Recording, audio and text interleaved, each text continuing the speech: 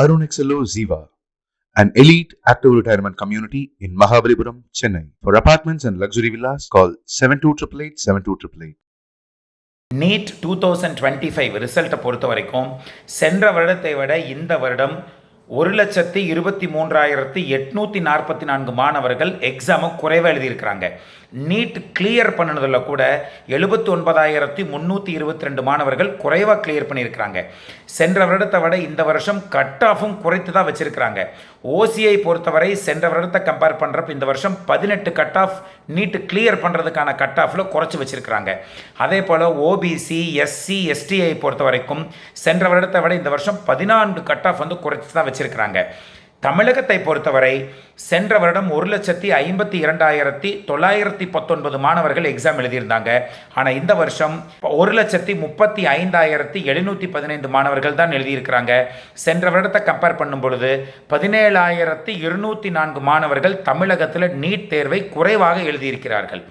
Qualified பொறுத்த வரைக்கும் சென்ற வருடத்தை கம்பேர் பண்ணுறப்ப இந்த வருஷம் 13,017 மாணவர்கள் இந்த வருஷம் குறைவாக தமிழகத்தில் குவாலிஃபை ஆகிருக்கிறாங்க.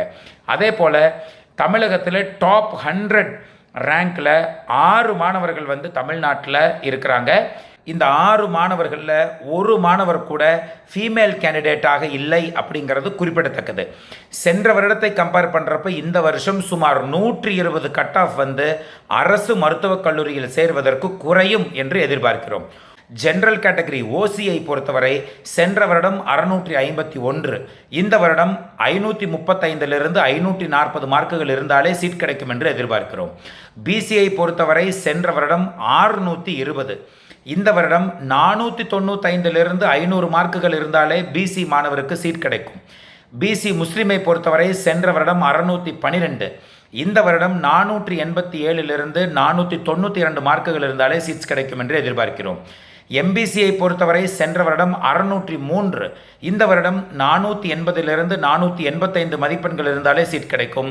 எஸ்சியை பொறுத்தவரை சென்ற வருடம் 536, இந்த வருடம் 430 435 மார்க்குகள் இருந்தாலே சீட்ஸ் கிடைக்கும் என்று எதிர்பார்க்கிறோம்.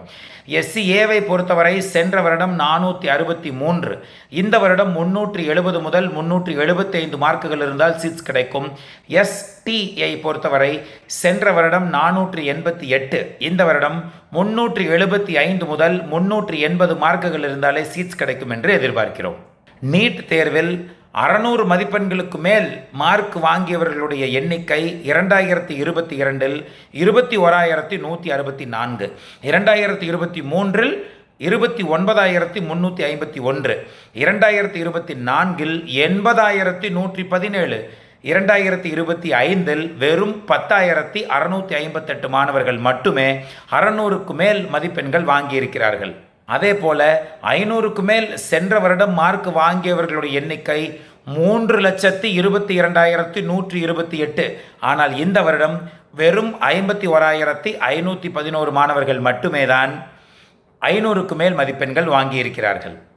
இந்த வருஷம் இவ்வளவு மார்க் குறைஞ்சதுக்கு காரணம் ஃபிசிக்ஸ் எக்ஸாம் மிக மிக டஃப் அப்படின்னு ஒரு புறம் இருக்க, டைம் அப்படிங்கிறது அதிகமாக இருந்திருக்க வேண்டும் என்பது மாணவர்களுடைய ஒட்டுமொத்த கருத்தாக இருந்தது.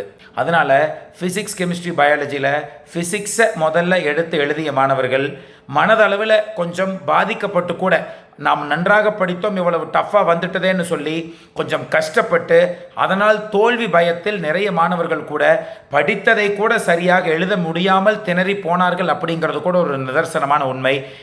அதனால் 650க்கு மேலே சென்ற வருடத்தில் 12,000க்கும் மேற்பட்ட மாணவர்கள் இருந்தார்கள். ஆனால் இந்த தடவை வெறும் 73 மாணவர்கள் மட்டுமே தான் இருந்தார்கள் அப்படிங்கிறதும் குறிப்பிடத்தக்கது.